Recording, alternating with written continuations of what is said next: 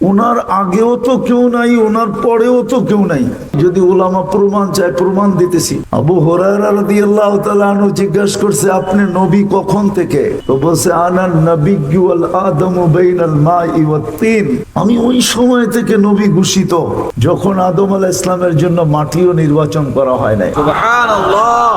আনা তো দূরের কথা, বানানো তো দূরের কথা, নির্বাচিতই হয় নাই। মাটি চয়েস করা হয় নাই, আমি তখন থেকেও নির্বাচিত। সুবহানাল্লাহ।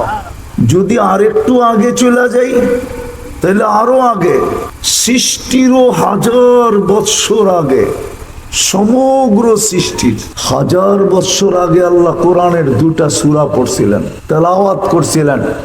একটা তাহা, একটা ইয়াসিন। সুবহানাল্লাহ। আর এই দুটাই আমাদের নবীজির নাম। তহাও আমাদের নবীজির নাম, ইয়াসিনও আমাদের নবীজির নাম। তো আল্লাহ সূরা ইয়াসিন তেলাওয়াত করতে যে ডাক দিছেন, ইয়াসিন। তারপরে আল্লাহ কসম খাইছেন, ওয়াল কোরআনিল হাকিম। তারপরে আরবি গ্রামার বলে আমাদের নবীজি মনে হয় সামনেই বসা ছিল, নাইলে আল্লাহ ইন্নাকা লামিনাল মুরসালিন কি করে বললেন? আরবি গ্রামারে তো বলা হয় ইন্নাকা বলা চলবে না, ইন্নাহু বলা চলতো, কিন্তু সামনে বসা ইন্নাকা বলবে না, তো বলবে না কেন? ওই সময়ও সামনে ছিলেন।